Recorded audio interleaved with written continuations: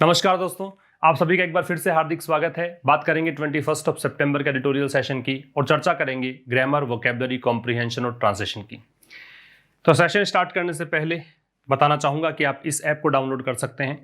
यहाँ पर बहुत सारे पेड कोर्सेज अवेलेबल हैं, एक बार जरूर आप विजिट करें। क्लोज टेस्ट एंड पैराजंबल सबसे महत्वपूर्ण, सबसे डिफिकल्ट माना जाने वाला एक सेगमेंट, 100 क्लोज टेस्ट और 100 क्वेश्चंस पैराजंबल के। अभी तक शायद 44 क्लोज टेस्ट हो चुके हैं और इसकी संख्या भी शायद 21 हो चुकी है ना। एक एक अपडेट हो जाता है पर डे, तो ये आप जरूर से बाई कर सकते हैं। साथ ही वोकैबुलरी की ई बुक उपलब्ध है और बहुत सारे कोर्सेज हैं। और ये वाला जो कोर्स है द हिंदू एडिटोरियल का, ये हम वेंसडे को स्टार्ट करते हैं, तो अब एक दिन के बाद ये कोर्स स्टार्ट होगा। तो इस बैच में भी रजिस्ट्रेशन ओपन है। कॉमन एरर से करेंगे स्टार्ट और बढ़ेंगे आगे बहुत सारी चीज़ों को साथ लेते हुए। और जैसा कि मैं हमेशा कहता हूं कि चीज़ें शुरुआत में बड़ी मुश्किल लगती हैं। जो बच्चे चैनल पर नए जुड़े हैं मैं उनको बता दूं, एक बार देखने पर लगता है कि मुश्किल है, लेकिन अगर आप साथ में इसको लेकर चलते रहोगे, लंबे समय तक चलोगे, तो यही चीज़ें आसान भी हो जाएंगी।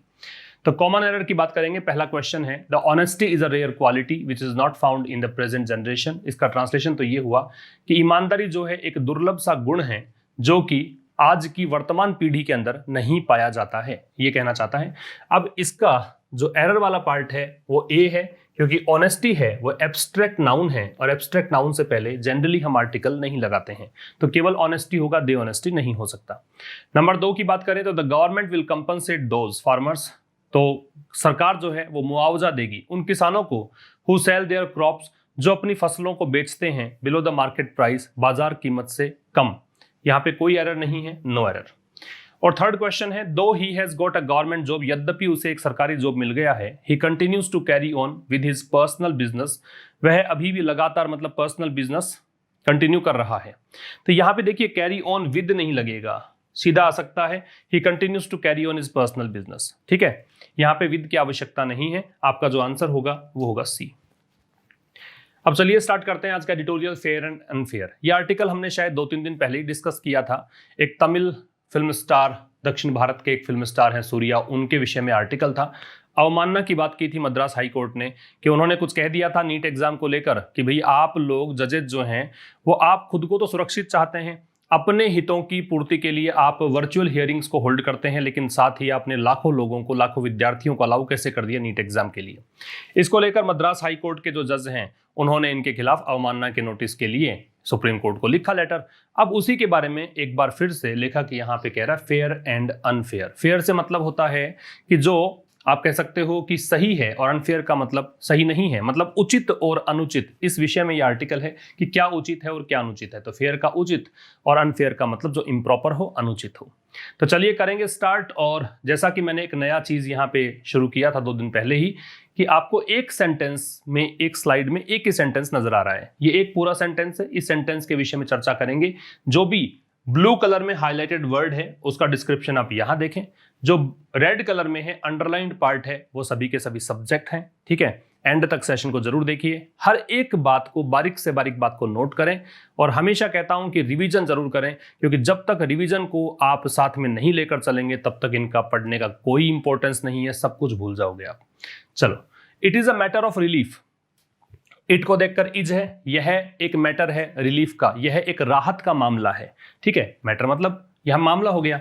और ये अगर मैं पार्ट ऑफ स्पीच की बात करूं तो नाउन है। ये छोटी छोटी बातें आप लोग सुनेंगे और नोट करेंगे तो समझ में आपको आ जाएगा। ये कैसे पता लगा नाउन है, क्योंकि यहाँ पे ए दे रखा है जो कि एक आर्टिकल है। आर्टिकल के बाद में शब्द जनरली नाउन होता है। तो it is an matter of relief, यह एक राहत का मामला है। रिलीफ भी नाउन है क्योंकि प्रेपोजिशन अपने बाद में ऑब्जेक्ट लेता है और ऑब्जेक्ट नाउन हो सकता है। और रिलीफ के पहले ए और एन क्यों नहीं है, तो यहाँ पे आप इसको काउंट नहीं कर सकते, इस कारण से इससे पहले कोई आर्टिकल नहीं है। तो यह एक राहत का मामला है, दैट की ये कंजंक्शन हो गया। द मद्रास हाई कोर्ट ये सब्जेक्ट हो गया। हैज डिसाइडेड, इसने क्या किया है, तय किया है। इसको देखकर हैज है और हैज को देखकर वर्ब की थर्ड फॉर्म है। क्या तय किया है, नॉट टू परस्यू। परस्यू का मतलब होता है फॉलो करना, परस्यू से मतलब होता है फॉलो करना। तो मद्रास हाईकोर्ट ने तय किया है कि वो फॉलो नहीं करेगा, आगे लेकर नहीं जाएगा। किस चीज को? The ill conceived attempt. Attempt का मतलब प्रयास, नाउन है, और ये आपका एडजेक्टिव है। द आर्टिकल लगा हुआ है। मैंने कहा था जनरली नाउन होता है, इसका मतलब कई बार ऐसे केसेस होते हैं जहां पर आपको इसके बाद में एडवर्ब मिलता है, कई बार एडजेक्टिव मिलता है। 3 शब्द हैं तो पहला शब्द एडवर्ब मिल जाएगा, 2 शब्द हैं तो एक एडजेक्टिव मिल जाएगा, उसके बाद में नाउन मिल जाएगा, तो ये एडजेक्टिव है। इल कंसीव्ड का मतलब है बैडली प्लान्ड, जिसके बारे में सही तरीके से आपने योजना नहीं बनाई, सही तरीके से डिजाइन नहीं किया, सही तरीके से सोचा समझा नहीं गया।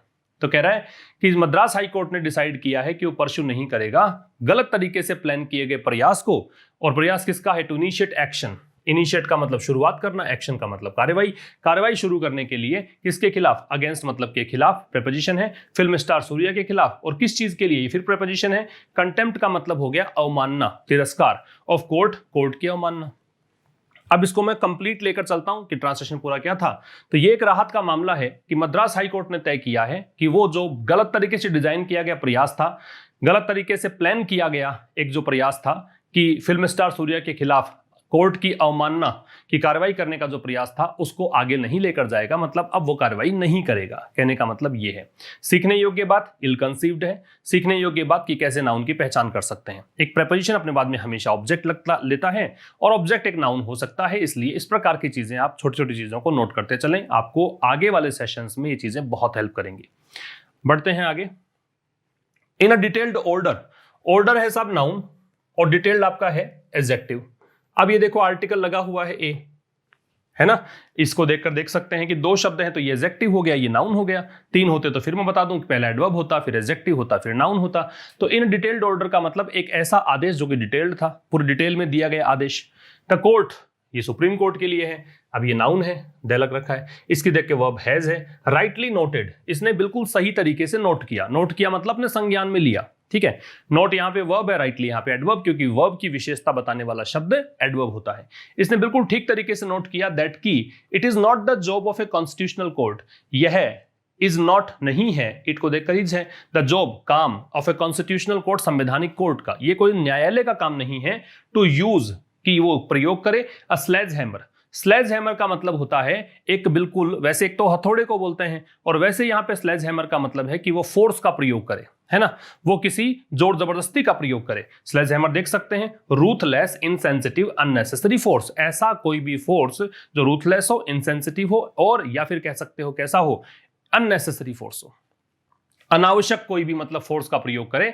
फॉर अवॉइडेंस, अवॉइडेंस का मतलब किसी चीज को रोकने की प्रक्रिया। तो रोकने के लिए क्या चीज रोकना? ऑफ समथिंग, किसी भी ऐसी चीज को रोकने के लिए विच कैन बी परसीव्ड, जिसको माना जा सकता है। To be not capable of, कि वो चीज कैपेबल नहीं है, सक्षम नहीं है। कैपेबल में ऑफ लगेगा। किस चीज के लिए?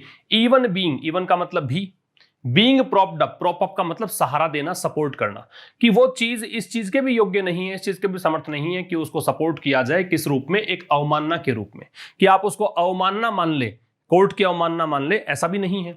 Much less debated, much less, much के बाद डिग्री कंपैरेटिव आती है, तो लेस डिग्री कंपैरेटिव है। अब प्रश्न बनता है किसकी कंपैरेटिव है? तो लिटिल की कंपैरेटिव है। लिटिल की डिग्री कंपैरेटिव लेस बनती है और सुपरलेटिव बनती है लिस्ट, ठीक है। मच के बाद डिग्री कंपैरेटिव आती है, याद रखो। वेरी होता तो यहां पे फिर लिटिल आता, वेरी लेस नहीं आता। डिबेटेड मतलब, अब यहां डिबेटेड जो शब्द है इसका ये एक एडजेक्टिव है सबसे पहली बात तो। और मच लेस डिबेटेड का मतलब हो गया ऐसी कोई मुद्दा जिसके ऊपर बहुत कम वाद विवाद हुआ है, डिबेट हुई है।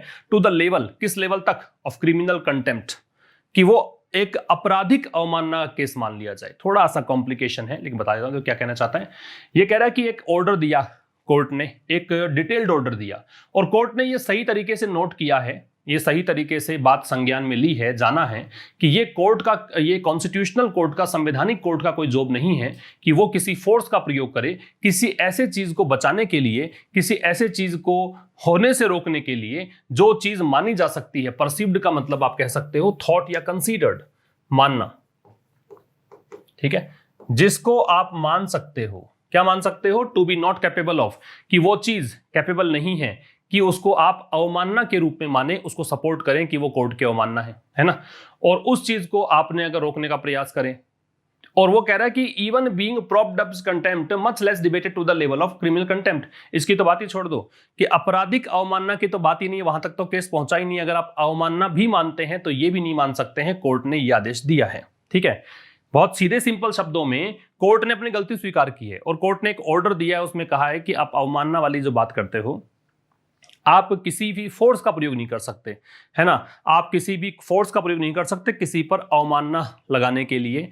आप जो आपराधिक अवमानना वाली बात है वो तो छोड़ ही दो, यहां तक कि इसकी बात भी नहीं कर सकते हैं। सीधा सिंपल केस ये है। स्लेज हैमर का मतलब क्या है, प्रॉप अप का मतलब क्या है वो यहां देखें, कैपेबल में ऑफ लगता है वो यहां देखें।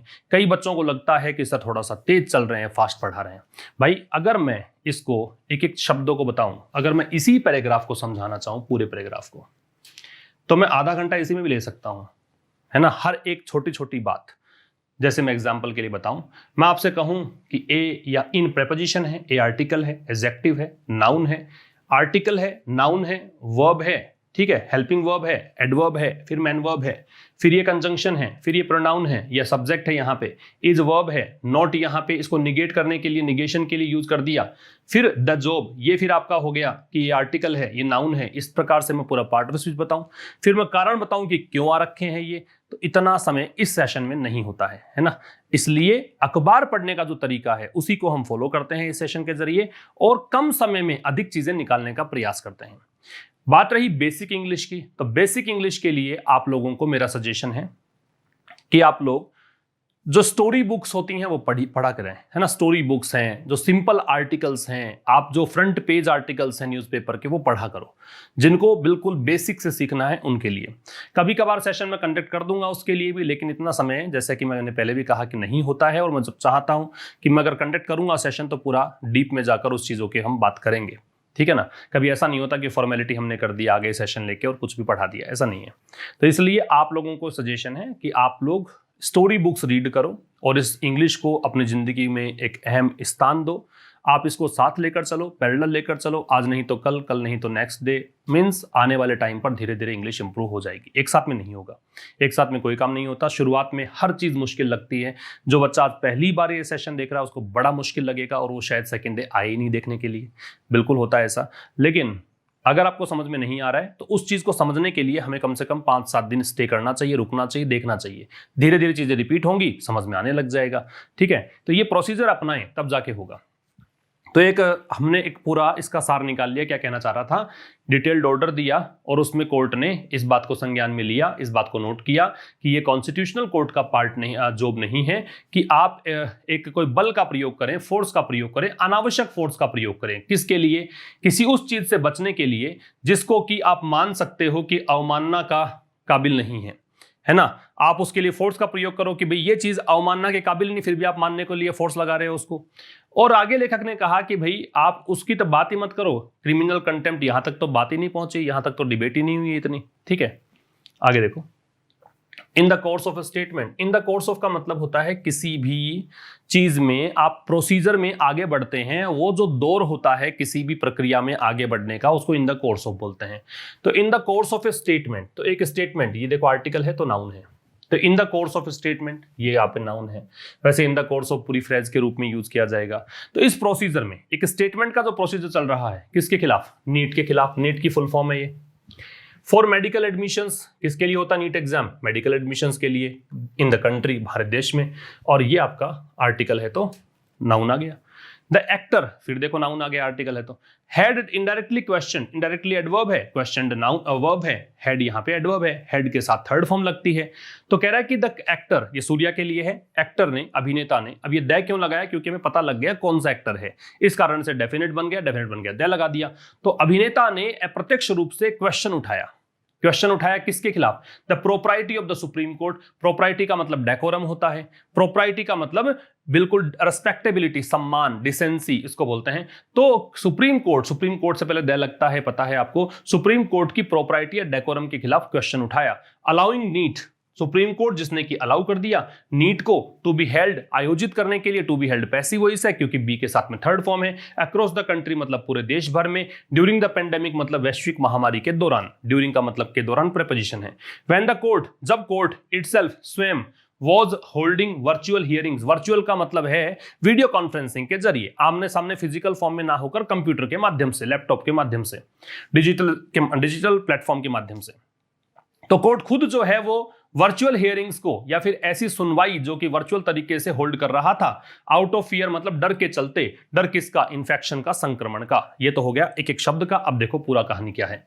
तो जो स्टेटमेंट की जो प्रक्रिया चल रही है, नीट के खिलाफ जो स्टेटमेंट दिया है ना, नीट जो कि मेडिकल एडमिशन के लिए एग्जाम होता है देश में, उसके खिलाफ जो एक स्टेटमेंट दिया, तो एक्टर ने अप्रत्यक्ष रूप से क्वेश्चन उठाया था सुप्रीम कोर्ट को, सुप्रीम कोर्ट के डेकोरम के खिलाफ, कि सुप्रीम कोर्ट की जो सम्मान है उसके खिलाफ, कि सुप्रीम कोर्ट ने यहां नीट को आयोजित करने के लिए, देश भर में आयोजित करने के लिए अनुमति दे दी, अलाउ कर दिया, वो भी वैश्विक महामारी के दौरान, जब कोर्ट खुद जो है वो संक्रमण से बचने के लिए वर्चुअल हियरिंग्स का सहारा ले रहा है, तो आप बच्चों को कैसे अलाउ कर सकते हो कि वो लोग जान जोखिम में डालकर और इस प्रकार से एग्जाम में शामिल हों।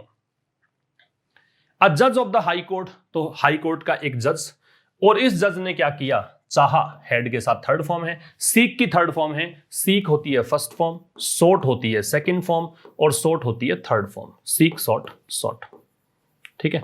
तो कह रहा है कि एक जज है हाई कोर्ट के, उन्होंने चाहा टू कॉन्स्ट्रू, कॉन्स्ट्रू का मतलब समझना, इंटरप्रेट, अंडरस्टैंड, टेक, रीड और सी, देखना किसी चीज को, किसी को किस रूप में लेना, किस रूप में पढ़ना, उसको बोलते हैं कॉन्स्ट्रू। तो हाई कोर्ट के जज ने यह चाहा था कि इस रिमार्क को लिया जाए एज एन एडवर्स कमेंट। किस रूप में? एडवर्स कमेंट के रूप में। एडवर्स का मतलब विपरीत होता है, कमेंट मतलब टिप्पणी, कमेंट नाउन है, एडवर्स एडजेक्टिव है।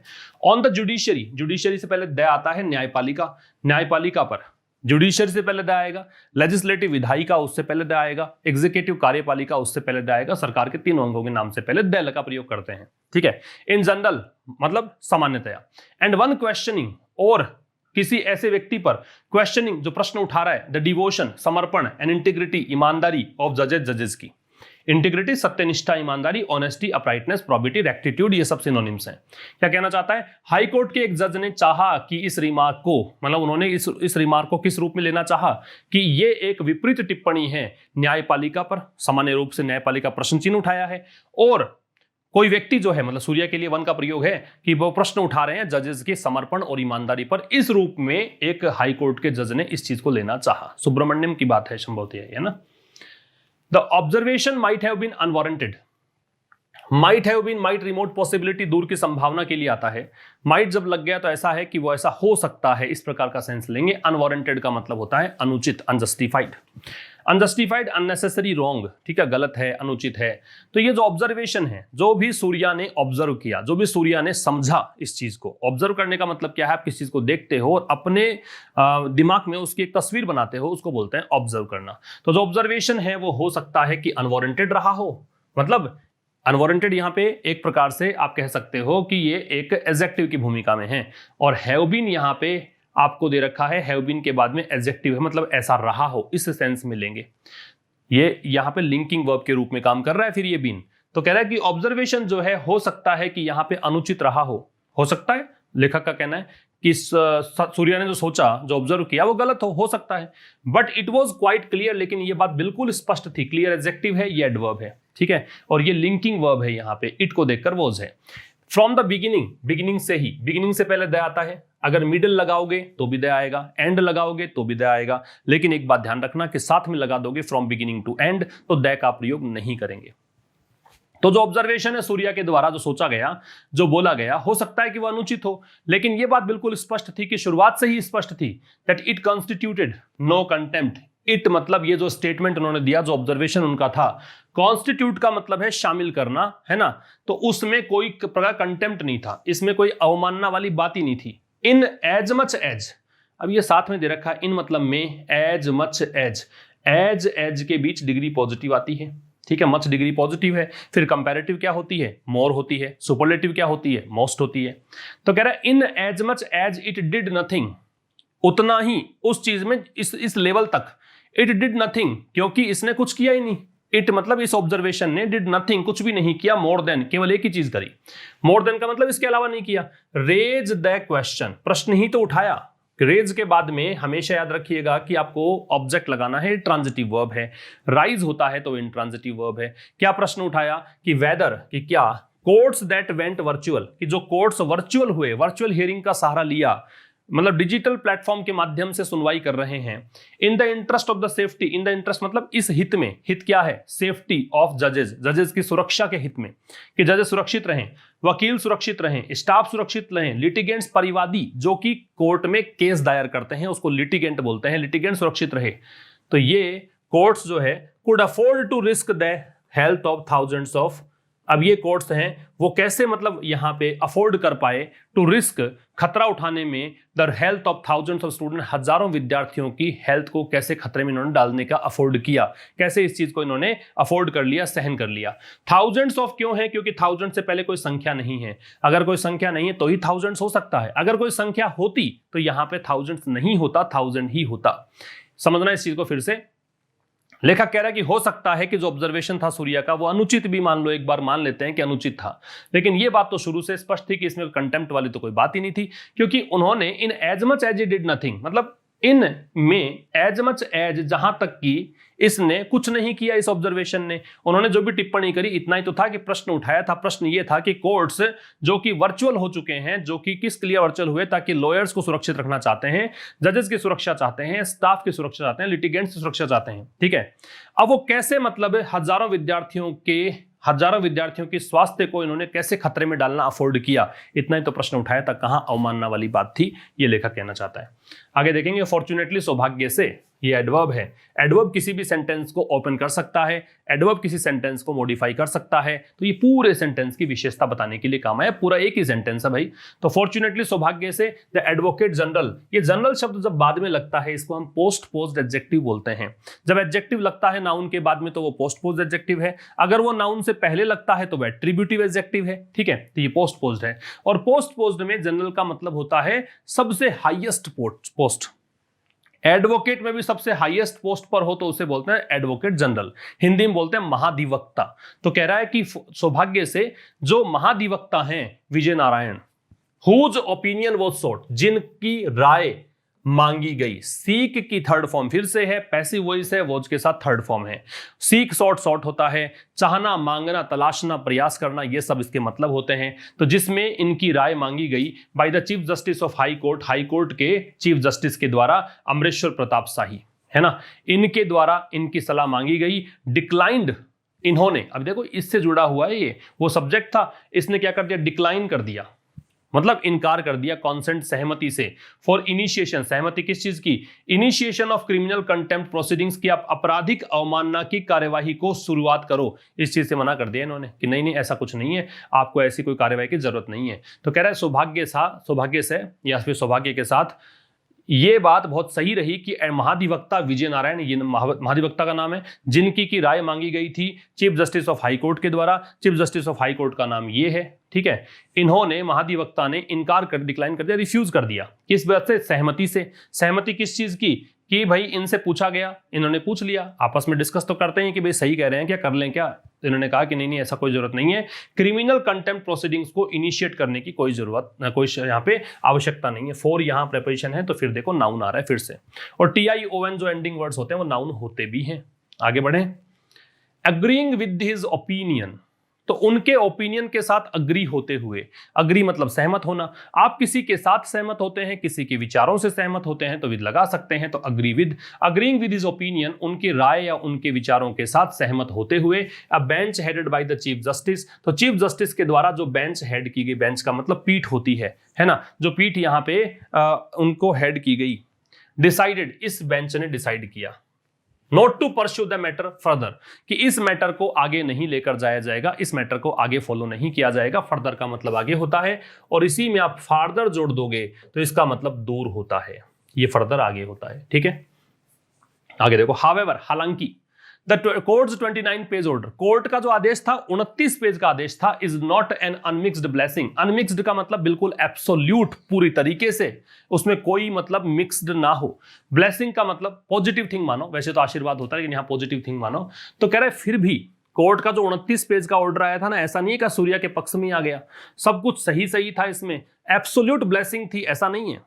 It Lay's much emphasis on, इस ऑर्डर में काफी ज्यादा जोर दिया गया है, एम्फेसिस में ऑन लगेगा, एम्फेसिस नाउन है इसलिए ऑन लगेगा, एम्फेसाइज होता तो कोई प्रेपोजिशन नहीं लगता। जो नए बच्चे हैं उनको बता रहा हूं, एम्फेसाइज अगर होता तो यहां पे कुछ नहीं लगता।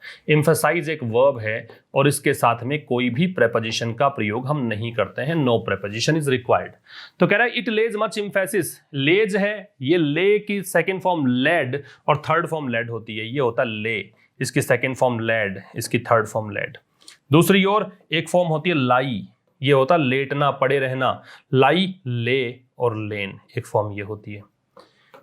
तो कह रहा है कि हालांकि कोर्ट का जो 29 पेज का ऑर्डर है वो एक अनमिक्स्ड ब्लेसिंग है, इसमें कुछ भी मतलब ऐसा नहीं था कि ये पॉजिटिव चीजों से भरा हुआ ही था, यह काफी ज्यादा जोर देता है किस बात पर, एक विचार पर, आइडिया पर, that criticism about the judiciary की जो आलोचना है न्यायपालिका के बारे में शुड बी रिस्ट्रेंड, उस आलोचना को रोका जाना चाहिए, नियंत्रित किया जाना चाहिए। यहां रिस्ट्रेंड का मतलब क्या है, रेस्ट्रिक्ट करना, रिस्ट्रेन का मतलब कर्ब करना, रोकना, ठीक है। तो इस आलोचना को रोका जाना चाहिए, लेस्ट कहीं ऐसा ना हो जाए, लेस्ट इज द नेगेटिव वर्ड, इसका मतलब होता है कहीं ऐसा ना हो जाए कि the line of fair comment, कि कहीं ऐसा ना हो जाए कि जो ये फेयर कमेंट वाली लाइन है, मतलब एक आप टिप्पणी करते हो और सही तरीके से करते हो, फेयर तरीके से करते हो, वो लाइन कहीं क्रॉस ना हो जाए, है ना।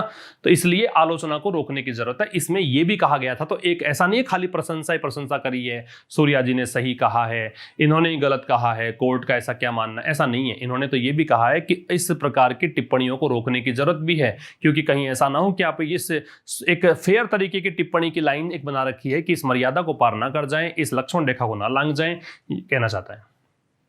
There is a lengthy section, ये देर से स्टार्ट होने पर इन्वर्जन लगता है, इन्वर्जन से मतलब है कि सब्जेक्ट आएगा बाद में, वर्ब आएगी पहले। तो there is a lengthy section, एक काफी लेंथी सेक्शन, लेंथी एडजेक्टिव है, सेक्शन यहाँ पे अनुच्छेद के लिए है, नाउन है, तो एक काफी लंबा अनुच्छेद है, लंबा चौड़ा अनुच्छेद है। ऑन द नीड, है ना, किस चीज को लेकर, कानून में ऐसा प्रावधान है, किस चीज को लेकर, on the need for, need में फॉर लगता है और तब लगता है जनरली जब इससे पहले कोई आर्टिकल दे रखा हो। तो एक लंबा चौड़ा अनुच्छेद है किस पर, इस आवश्यकता पर। आवश्यकता किस चीज की, प्रूडेंस, विवेक, है ना, केयरफुलनेस, सावधानी, इस चीज पर एक अनुच्छेद है। एंड रिस्ट्रेंट, और रिस्ट्रेंट क्या होता है, नियंत्रण। ऑन एक्जुबरेंस, एक्जुबरेंस का मतलब क्या होता है, काफी ज्यादा उत्साहित हो जाओ आप, है ना, तो एक्जुबरेंस बोलते हैं। तो एक बड़ा लेंथी अनुच्छेद है इस चीज की आवश्यकता पर कि केयरफुलनेस की जरूरत है ना, जरूरत है सावधानी बरतने की, विवेक बरतने की, समझदारी का यूज करने की, और जरूरत है किस चीज की, जरूरत है एक्जुबरेंस पर प्रतिबंध लगाने की या रोकने की, कि काफी ज्यादा हर्षोल्लास में कुछ कह गए आप, बड़े उत्तेजित होकर कुछ कह गए, इस पर प्रतिबंध लगाने की, रोकने की जरूरत है। बट सच ऑब्जर्वेशंस, लेकिन ऐसे जो भी ऑब्जर्वेशन, जैसे कि ऑब्जर्वेशन था सूर्या का, वैसे कोई और ऑब्जर्वेशंस हैं, वुड बी रेलेवेंट, वो काफी प्रासंगिक होंगे। एंड अपोजिट, अपोजिट का मतलब होता है एप्रोप्रिएट, और वो काफी उपयुक्त होंगे, ठीक है, वो काफी प्रासंगिक होंगे और काफी उपयुक्त होंगे। ओनली इफ, केवल तभी, मेड इन द कंटेक्स्ट, जब वो संदर्भ में किए जाएं, किसी मामले में किए जाएं, of a Strident attack on the judiciary, in the context of A Strident attack. Strident मतलब हार्श अटैक, काफी तीखी टिप्पणी और तीखा हमला, किस पर, अटैक नाउन है, नाउन अगर अटैक नाउन के रूप में हो तो ऑन लगता है, अटैक वर्ब के रूप में हो तो प्रेपोजिशन नहीं आता है, जुडिशरी हो गया न्यायपालिका। एक बार फिर समझना, तो कह रहे हैं काफी एक लेंथी सेक्शन है इस चीज की आवश्यकता पर कि केयरफुलनेस की जरूरत है, और काफी ज्यादा आप जो उत्तेजित हो जाते हैं उस पर थोड़ा रोक लगाने की जरूरत है। लेकिन लेकिन ऐसे ऑब्जर्वेशंस प्रासंगिक होंगे और उपयुक्त होंगे। कौन से, ये वाला, ये तभी उपयुक्त होगा कि आप इस अनुच्छेद का सहारा लो, इस नियम का सहारा लो कि आपको विवेक बरतना है, आपके उत्तेजना पर थोड़ा सा आपको रोक लगानी है। ये केवल तभी, और ये तभी रेलेवेंट है, अपोजिट है, केवल तभी जब कोई न्यायपालिका पर काफी तीखा हमला किया जाता है, तभी। इसके बाद देखो, did the actor's statement contain such unbridled criticism, लेकिन क्या एक्टर का जो स्टेटमेंट था उसमें कुछ ऐसा आलोचना थी क्या, अनब्रिडल्ड का मतलब है अनरिस्ट्रेंड, क्या ऐसी अनियंत्रित टिप्पणी थी, क्या ऐसी बेलगाम अनकंट्रोल्ड टिप्पणी थी, क्या ऐसी बेलगाम या अनकंट्रोल्ड टिप्पणी थी। तो क्या एक्टर के स्टेटमेंट में शामिल था, कंटेंट का शामिल करना, सच अनब्रिडल्ड क्रिटिसिज्म, ऐसी अनियंत्रित टिप्पणी, आलोचना।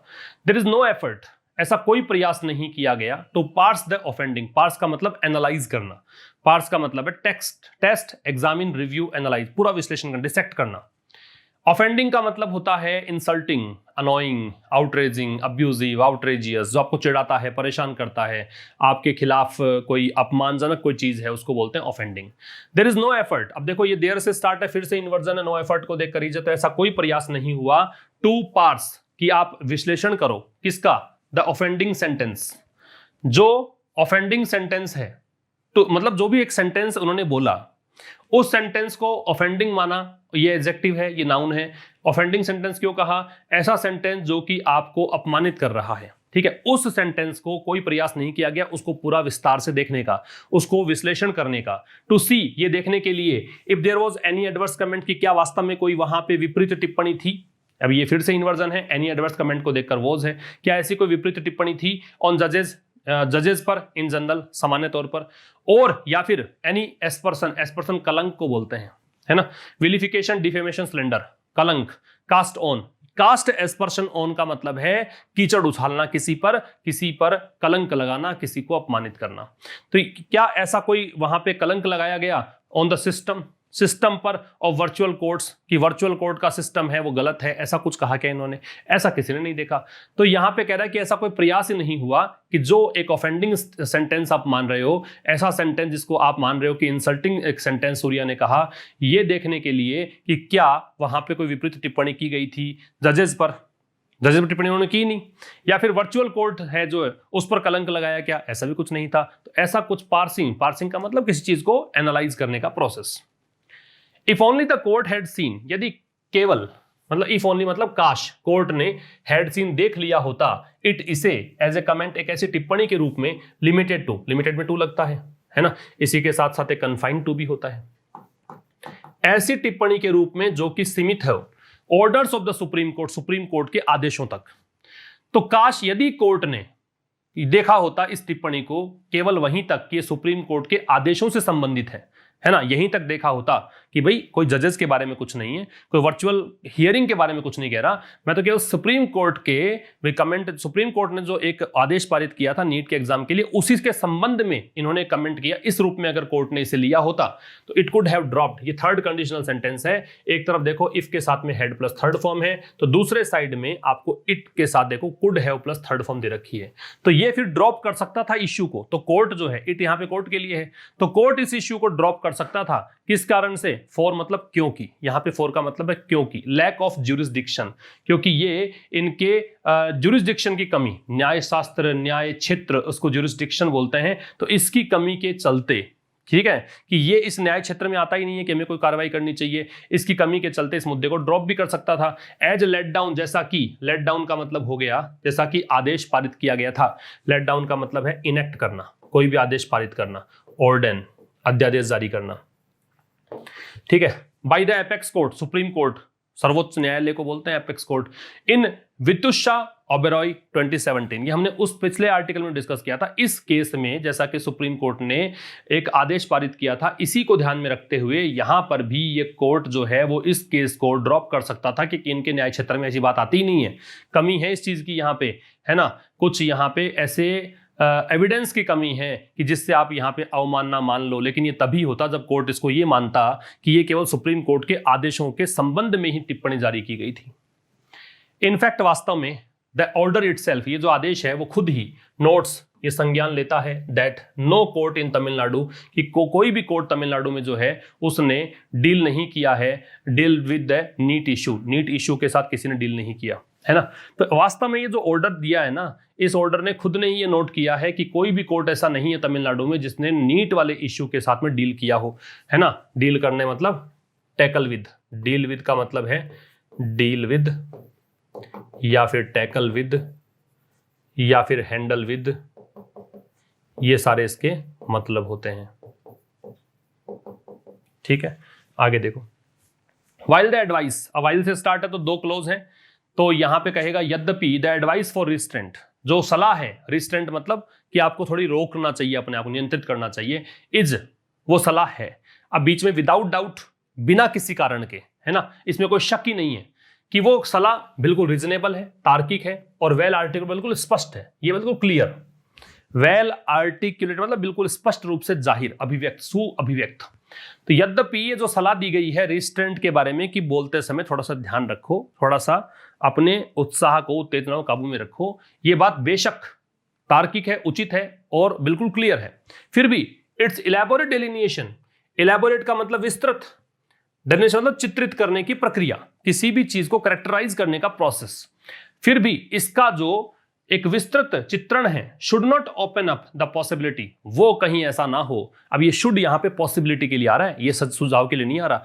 तो ये जो डेलिनेशन है कहीं ऐसा ना हो जाए कि वो ओपन अप कर दे, खोल दे द पॉसिबिलिटी, संभावना को, संभावना किसकी, मोर सच डिमांड्स, ऐसी कुछ और डिमांड्स को, फॉर कंटेम्प्ट एक्शन, डिमांड किसकी, अवमानना वाले कार्यवाही की, इन द नेम ऑफ, किस नाम पर, इन द मतलब इस नाम पर, डिटरिंग अनफेयर क्रिटिसिज्म, कि हम अनफेयर क्रिटिसिज्म को रोकना चाहते हैं। डिटर का मतलब है रोकना, किसी चीज को हतोत्साहित करना, ये आपको जो आप बोलते हैं ना किसी को प्रेरित करना, एनकरेज, उसका ऑपोजिट होता है। डिटर मतलब किसी चीज को रोकने का प्रयास करना, प्रिवेंट फ्रॉम हैपनिंग। तो कह रहा है कि यद्यपि ये जो सलाह है रिस्ट्रेंट की बिल्कुल बेशक सही है, आपकी बिल्कुल सुअभिव्यक्त है, फिर भी जो आप चित्रण कर रहे हो ना, इतना लंबा चौड़ा चित्रण कर रहे हो, तो इस चीज से कहीं ऐसी संभावना ना बन जाए कि आप ऐसी डिमांड जो है कंटेम्प्ट एक्शन वाली, वो डिमांड और उभर कर आए, किस नाम पर, अनफेयर क्रिटिसिज्म को रोकने के नाम पर। एज लॉन्ग एज, जहां तक कि देयर इज नो एफर्ट, कोई प्रयास नहीं होता है, टू ऑब्स्ट्रैक्ट, रोकने का, ऑब्स्ट्रैक्ट मतलब हिंडर करने का, इसको हिंडर बोलते हैं, क्लॉग बोलते हैं, ठीक है, क्लॉग भी कह सकते हो, हैम्पर भी कह सकते हो। तो जब तक कि कोई प्रयास नहीं होता रोकने का, द कोर्स ऑफ जस्टिस मतलब न्याय के मार्ग में कोई अवरोध नहीं है जहां तक। क्रिटिसिज्म, तब तक आलोचना जो है ना, वेदर फेयर और अनफेयर, चाहे वो सही तरीके से की गई हो या गलत तरीके से की गई हो, डजंट वारंट, तो वो यहां पे वारंट नहीं, वारंट मतलब जस्टिफाई करना है ना, वारंट का मतलब जस्टिफाई करना, सही ठहराना, तो वो क्रिटिसिज्म जो है वो सही नहीं ठहराता है कि आप कोई अवमानना की प्रक्रिया को शुरू कर दो। तो जब तक कि कोर्ट के जो न्यायपालिका है उसके कार्य में अवरोध पैदा नहीं होता है, तब तक आलोचना, चाहे वो उचित हो या अनुचित हो, वो आलोचना कभी भी प्रेरित नहीं करती है कि आप अवमानना वाली प्रक्रिया को हाथ में लो। ठीक है, समझ में, कोर्ट के लिए ये एक सलाह दे रहा है लेखक कि जब तक कि आपका काम बाधित नहीं हो रहा हो तो आलोचना करने दो ना, क्या दिक्कत है, फिर आप वहां पे कंटेम्प्ट प्रोसीडिंग्स की बात ही क्यों करते हो। ये जस्टिफाई है, यहां पे ध्यान रखना, ये वारंट वाला जस्टिफाई होता है। Sledge hammer, SLEDGE, sledge hammer का मतलब होता है पावरफुल, ठीक है। अननेसेसरी फोर्स भी कहा था हमने, तो फोर्स यहाँ पावरफुल भी हो सकता है। प्रोपअप का सहारा देना, सपोर्ट करना, तो ये ए हो जाएगा। अनवारंटेड से मतलब है अनुचित, तो अनजस्टिफाइड हो जाएगा। प्रूडेंस का मतलब विवेकपूर्ण है, तो इस कारण से यहाँ पे आप जोड़ देंगे क्या, केयरफुलनेस। और ऑफेंडिंग का डिस्प्लीजिंग, नाखुश करने वाला, सताने वाला, परेशान करने वाला, इंसल्टिंग, वो सब होते हैं।